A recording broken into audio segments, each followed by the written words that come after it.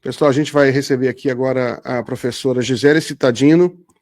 Ela vai conversar com a gente até 9 horas, e 9 horas a gente vai receber o deputado federal Márcio Gerri. Também está aqui no bastidor, mas daqui a pouco ele vai entrar. Agora a gente vai receber a nossa amiga Gisele Cittadino. Tudo bem, Gisele? Como é que vai? Tudo bem, Miguel. Boa noite, Glauco. Alegria estar aqui de novo. Boa noite. Gisele, então, sempre novidades, né? Morar no Brasil tem essas vantagens. Sempre novidades, e agora é ataque do Trump, né? Quando a gente achava que estava tudo tranquilo, aparece esse maluco aí nos Estados Unidos, querendo taxar os produtos brasileiros em 50%, mandando uma cartinha de doido, não dá para descrever de outra forma, uma cartinha de um doido, né? Dizendo que os processos têm que ser interrompidos imediatamente, em caixa alta, né? E é uma coisa assim, ninguém sabe direito como... Ele não recebe ninguém, o próprio Lula falou, o Alckmin já falou, eles não recebem ninguém, só o Trump que manda lá. Entendeu? Virou uma ditadura de um homem só, porque os empresários americanos mandam carta para o Trump, falam, pelo amor de Deus, a Associação Comercial dos Estados Unidos, a maior associação comercial do mundo, mandou carta, ele não está nem aí para ninguém, para a economia, para ninguém, ameaçando o nosso judiciário, e agora parece que vai ainda impor a lei Magnitsky contra 3 ministros do Supremo, coisa de doido também, uma lei que é usada para quem está envolvido com tortura, não tem nada a ver com o nosso STF, mas enfim, como é que você está vendo? Você acha que o nosso STF, nosso Poder Judiciário, como ele está reagindo? Como é a sua avaliação que o Poder Judiciário está reagindo a esse desafio, né, histórico? Eu acho que o Poder Judiciário brasileiro nunca enfrentou um desafio tão grande como agora. Boa noite. Eu acho, Miguel, que o Poder Judiciário no Brasil está reagindo muito bem, né? Está em silêncio, né? Não houve nenhuma resposta por parte nem do presidente, uma resposta, digamos, oficial por parte nem do presidente do STF, nem do ministro relator, ministro Alexandre de Moraes. Gilmar Mendes fez uma consideração breve, um tanto quanto geral sobre a questão. E o interessante que aconteceu hoje é que o Trump fez hoje, agora, já no final da tarde, a mesma coisa com relação à Colômbia, né? Ele também está ameaçando o judiciário colombiano, porque o ex-presidente Álvaro Uribe foi indiciado ainda hoje, num processo que tem, eu não conheço o processo, mas eu sei que tem alguma coisa a ver com obstrução de justiça, perseguição de testemunhas, basicamente obstrução do processo. Não vai dar em nada, porque o indiciamento só ocorreu hoje e o crime prescreve em outubro agora desse ano. Então, como ele vai ter o direito a todos os trâmites no judiciário, não vai acontecer nada. Mas o interessante é que o Trump já se manifestou contra o judiciário colombiano, dizendo que o judiciário colombiano está ameaçando um companheiro importante da extrema-direita latino-americana, né? Então, eu acho que a primeira coisa que a gente tem que ter claro é que essa retaliação dos 50%, ela tem um caráter mais geral, né? No sentido de que é uma decisão política e não econômica, no sentido de viabilizar, consolidar, organizar onde for necessário a extrema-direita na América Latina, né? Tanto é que ele isentou quase que 80% dos produtos da Argentina de qualquer tipo de tarifa. Esse é o primeiro ponto. Segundo ponto, para reforçar essa questão de que se trata de uma tentativa de intervenção política e não econômica, é o óbvio que todo mundo já sabe, isso ninguém está negando, nem eles próprios conseguem negar, o fato de que o Brasil é um país os Estados Unidos são um país superavitário em relação ao Brasil, e o Brasil, eu estava certa, o Brasil é um país deficitário em relação aos Estados Unidos.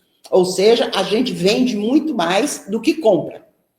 Não é à toa que a indústria, a associação comercial, como você comentou aí, mas também a indústria, basicamente a indústria que prepara os hambúrgueres, né, que usa carne moída, que vem do Brasil, e a indústria que processa o suco de laranja, cuja laranja também vem basicamente do estado de São Paulo, eles estão tentando um canal de comunicação com o governo Trump e não estão conseguindo, né? Por quê? Porque a questão não é uma questão econômica. Porque se fosse uma questão econômica, você senta, negocia, discute, não é como se faz em qualquer lugar. É uma questão política e aqui na América Latina, essa questão política está associada ao tema do fortalecimento da extrema-direita. Então, quando Trump exige como contrapartida para ele retirar o tarifaço de 50%,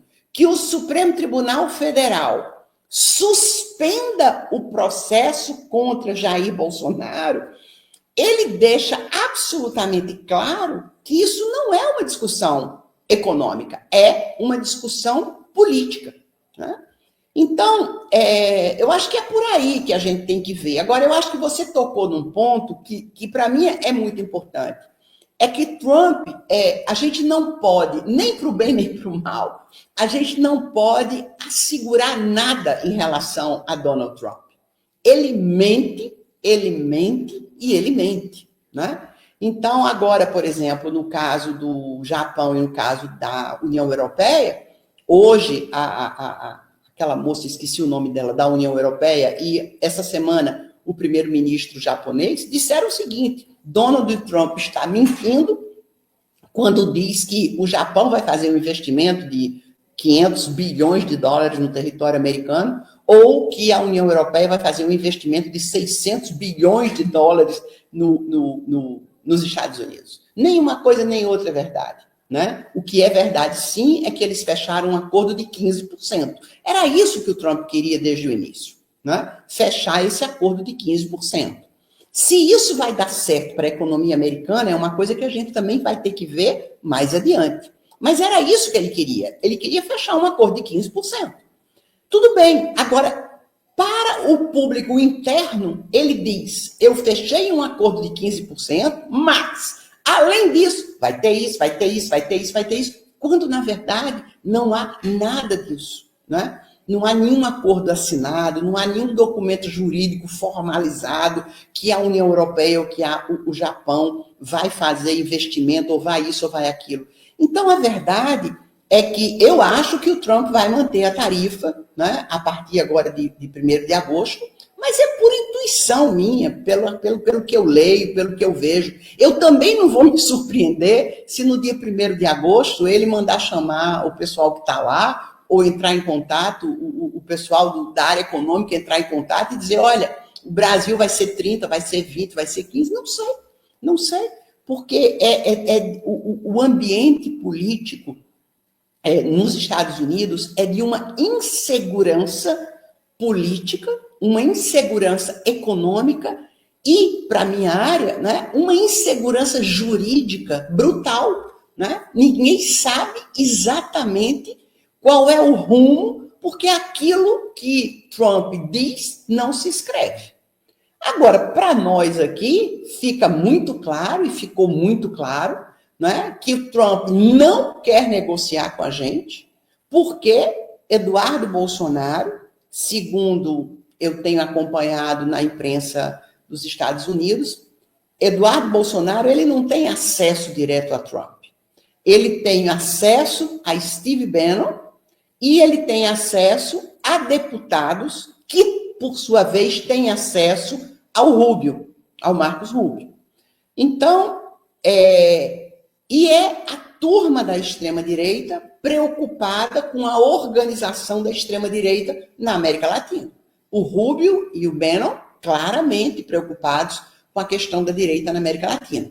Agora, evidentemente, o Supremo Tribunal Federal não vai aceitar essa chantagem, não vai fazer de conta, porque imagina, né, o que ele pede. Esse processo precisa ser suspenso imediatamente. Quer dizer, isso é tão inacreditável.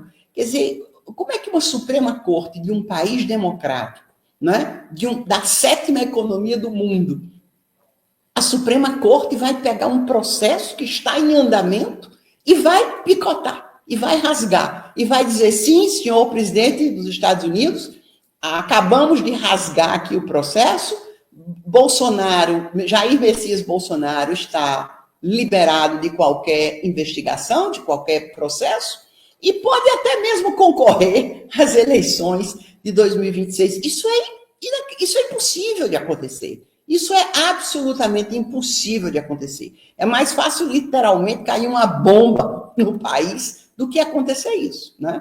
Então, é uma chantagem que envolve Trump, mas envolve, fundamentalmente, toda a estrutura da extrema-direita que se preocupa com a América Latina, e é uma chantagem, né, que a gente não pode aceitar e que a gente não tem a menor condição de atender. E não vai atender, né? Isso envolve a soberania do país, isso envolve a moralidade do nosso sistema normativo, isso envolve o nosso compromisso com a Constituição, e isso envolve basicamente o fato de que o povo brasileiro jamais concordaria com algo desse tipo.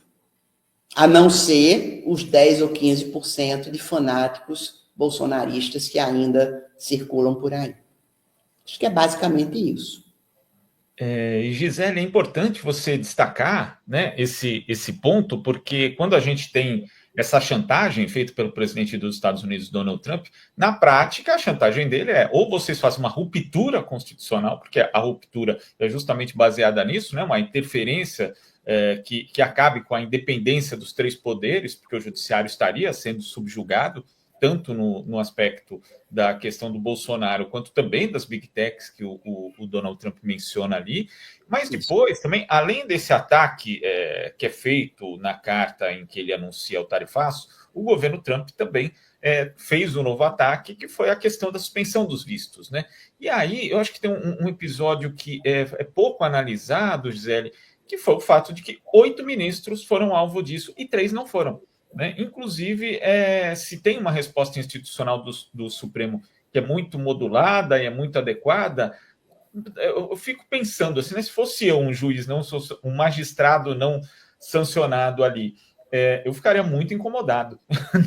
Na verdade, eu gostaria de ter sido sancionado também na prática. E não houve nenhuma manifestação, nenhuma declaração pública por parte desses 3 ministros. Como é que você vê essa situação? Quer dizer, você tem uma interferência, você tem algo que é um ataque externo na prática, só que depois esse ataque ele toma nuances ali que, olha, não, é contra você, é contra você, eu não tenho nada, não, mas os outros sim. Como é que você vê esse tipo de situação para a própria composição do Supremo Tribunal Federal, Gisele? Glauco, é difícil a gente... Bem, eu acho que eu, como você, também gostaria de estar incluída na lista daqueles que tiveram os vistos suspensos. Se bem que eu também já li que os vistos deles não foram suspensos. Disseram que seriam suspensos, mas, segundo alguém fez uma investigação, esses vistos ainda não foram suspensos. Eles provavelmente serão suspensos no futuro, eu acredito. Mas também não acredito, porque vindo de Trump, qualquer coisa pode ser qualquer coisa. Acho muito que a posição desses ministros deve estar dentro do tribunal, sendo uma posição muito desconfortável, né? Muito desconfortável. É quase que como se eles tivessem recebido uma espécie de carimbo de que eles são pessoas que, nesse toma lá da cá, estariam mais vinculados aos Estados Unidos do que ao Brasil. É isso que passa. Eles são meus aliados, por isso eu não vou, né, agredi-los de alguma forma, nem retirando visto, nem ameaçando. Agora, por outro lado, Glauco, eu acho também que não seria razoável a gente esperar que esses 3 ministros mesmo que eu e você estivéssemos incluídos, a gente faria parte, né, se estivéssemos lá, de um órgão que faz parte do Poder Judiciário, a mais alta Corte de Justiça do país. Então, há toda uma institucionalidade que envolve o comportamento dos ministros e que precisa ser preservado. Então, eu não acho que seria razoável que esses 3 ministros que não foram afetados pelas decisões do Trump chamassem a imprensa para se explicar de alguma forma. Porque, veja bem, não foram eles que... Eles estão inertes, né? O Trump resolveu bombardear 8 e não bombardear, preservar 3. Quer dizer, não partiu deles, eles não tiveram nenhum movimento institucional que justificasse ou não essa decisão do governo dos Estados Unidos. Então, seria muito esquisito que eles agora viessem se explicar. Não faz sentido. Eles não têm por que dar explicação a um ataque que partiu de fora do país, né? Então, o ataque partiu de fora do país. O que leva, politicamente, na verdade, o resultado disso é que qualquer um de nós fica com a seguinte conclusão. Como o tarifácio de Trump é uma chantagem para que o Supremo Tribunal Federal, não existe nem palavra jurídica para a gente descrever isso, suspenda, cancele, jogue no lixo o processo do Bolsonaro, tudo leva a crer que esses 3 não foram, não tiveram seus vistos suspensos, porque eles têm ou alguma ligação com Bolsonaro, ou eles têm alguma possibilidade de posição jurídica favorável ao Bolsonaro. O caso do Mendonça e o caso do Nunes Marques fica muito claro porque foi Bolsonaro que indicou esses 2 ministros.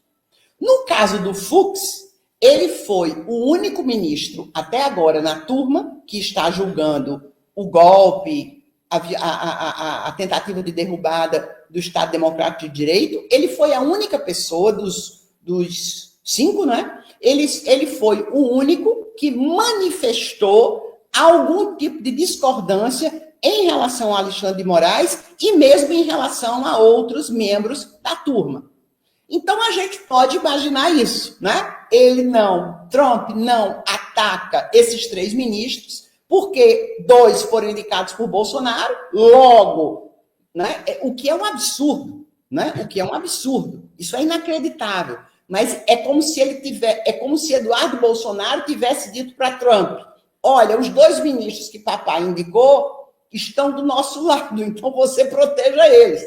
O que eu não duvido que isso tenha acontecido, né? Que essa informação tenha chegado com muita clareza. Quanto ao Fux, as manifestações do Fux têm sido um pouco claras, né, e públicas sobre certos pontos do processo. Né? Ele não é uma pessoa que está se alinhando com os demais membros da turma de forma assim tão clara. A gente vai precisar ver isso mais à frente, né? É pena que a gente não tenha aqui muito tempo, mas eu acho que essa semana, por exemplo, aconteceu uma coisa muito importante nesse processo, que foi a confissão do general Mário Fernandes de que ele preparou o plano, né? O punhal verde e amarelo. Ele confessou isso no tribunal, né? No mesmo dia em que ele imprimiu 3 cópias disso e logo em seguida teve uma reunião com o Bolsonaro e tudo isso está comprovado, né? Então, justo no momento como esse, em que o processo ganha essa importância, e isso, do ponto de vista jurídico, é uma prova, uma evidência da tentativa de golpe extremamente importante, né? Então, é isso, né? Vamos ver como é que, depois disso, o ministro Fux vai se comportar, né? Nesse processo, porque não vai ser fácil, né? Não vai ser fácil, né? essa confissão vai pesar demais, demais, demais, demais. Ô, Gisele, sobre o processo, né? A gente vamos até às 9 horas, dá tempo de uma última pergunta sobre o processo, o julgamento do Bolsonaro, né? Como é que você está vendo? Ele está dentro da sua expectativa? Como é que você está vendo esse processo? Sim, eu, por exemplo, eu não contava que o general Mário Fernandes chegasse no tribunal e afirmasse, ele podia dizer que, né, ele não tinha sido o autor daquele documento, que aquele documento apareceu no pendrive dele, no computador dele, ou onde quer que tenha aparecido, ele não faz ideia de como é que aquilo apareceu, enfim, há tantas formas de você negar a autoria, não me lembro, não sei, não conheço, né? Mas não, ele chegou lá e disse com todas as letras que ele preparou o plano, né, que significava o assassinato do presidente Lula, do vice-presidente Alckmin e do ministro Alexandre de Moraes, que eu não sei se vocês chegaram a ler o plano Punhal Verde e Amarelo, mas ele é de um nível, deve ter umas 3 ou 4 páginas, ele é de um nível de detalhamento, é um planejamento mesmo, sabe? É um nível de detalhamento, ele especifica a arma, ele especifica o veneno, ele especifica as pessoas, ele faz um considerando sobre a necessidade dessas 3 pessoas serem afastadas da vida pública, nem que seja pelo fato de que morreram, né, foram assassinadas, e ele diz que aquilo foi somente um pensamento que ele escreveu, né? O famoso, a expressão que ele usou foi pensamento digitalizado. Quando perguntam a ele por que é que ele imprimiu 3 cópias do que ele digitalizou, aí ele usa o argumento clássico, não lembro, não sei, talvez a impressora tivesse funcionado sem minha vontade, porque eu não queria imprimir, e muito menos em 3 cópias. E há também a comprovação, né, porque há registro oficial de que logo a polícia tem o horário que a impressora funcionou e tem o horário do início da reunião. Isso tudo está comprovado. Então, ele imprime as 3 cópias do plano e ele, em seguida, entra na sala para uma reunião com Bolsonaro. Então, isso é uma prova tão potente, é uma prova tão forte, é uma prova tão importante para um processo dessa natureza, que isso, eu não contava com isso, né? Que isso vem ainda mais me dar certeza de que a condenação dessas pessoas é certa, né? É absolutamente certa. Eu acho que até outubro, talvez a gente seja surpreendido até mesmo com um julgamento ainda em setembro, né? Há algumas possibilidades de interposição, de embargos, enfim, mas eu acho que, no máximo, até o início de outubro, essa questão está decidida, pelo menos em relação a esse primeiro grupo de investigados, né? São vários grupos, eu acho que agora o tribunal está ouvindo o 4º grupo, o 3º ou 4º grupo, inclusive foi hoje, né, a discussão sobre o fato de que um dos militares resolveu prestar depoimento fardado, com a farda, né, do uniforme do exército, e o juiz que representava o ministro Alexandre de Moraes determinou que ele trocasse de roupa, né, porque para que não houvesse a politização, né, do processo, porque, na verdade, ele queria mostrar ali que ele, de alguma maneira, representava as Forças Armadas, como se o processo fosse contra as Forças Armadas, ou para que todas as pessoas que são das Forças Armadas, vendo ele naquela situação, resolvessem se identificar com ele, né? E, portanto, essa sim é uma forma de politização. E eu acho que a decisão do ministro Alexandre de Moraes e do juiz que estava presidindo o depoimento foi corretíssima. Foi corretíssima. Por mais que a lei não seja clara em relação a essa questão, quer dizer, não há nenhuma lei que impeça um militar, ainda que ele seja da reserva, de fazer um depoimento usando um uniforme do Exército. Tudo bem. Mas se a gente tivesse num mundo, num tempo de normalidade constitucional, se a gente não estivesse sofrendo uma tentativa de golpe de Estado interna, que agora tem um apoio externo poderosíssimo, que é Trump, eu até entendo que ele podia lá, né? Ele não, mas eu até entendo que você possa dizer, não, ele pode se vestir do jeito que ele quiser, né? Agora, nós estamos saindo de uma tentativa de golpe de Estado. Nós estamos com toda uma extrema-direita, ainda que minoritária, se articulando dentro do país como se não tivesse acontecido uma tentativa de golpe. Nós temos gente na rede pedindo a inocência de Bolsonaro. Nós temos deputados que resolvem acampar numa greve de fome falsa na porta do Supremo Tribunal Federal. Nós temos diversas manifestações que denotam, mostram uma tentativa de desestabilização do país. Agora a gente tem uma tentativa de desestabilização econômica do país, né, que não vai acontecer. O nosso PIB vai cair um pouco com esse tarifaço, é verdade. Vamos ter desemprego em São Paulo, é verdade. Mas o impacto no PIB é pequeno, porque o Brasil é deficitário em relação aos Estados Unidos, exatamente por isso. Mas nós temos agora uma tentativa de desestabilização externa, vindo não somente do presidente do país mais poderoso do mundo. Então, nesse momento de extrema-direita que se mantém aguerrida dentro do país na tentativa de ter Bolsonaro como seu candidato ano que vem, associado a uma intervenção externa de tal magnitude, dizer que isso é um tempo de normalidade constitucional, não é não. Não é não. Né? Lembrando de um filósofo constitucional dos Estados Unidos, Bruce Ackerman, isso é um momento de efervescência constitucional.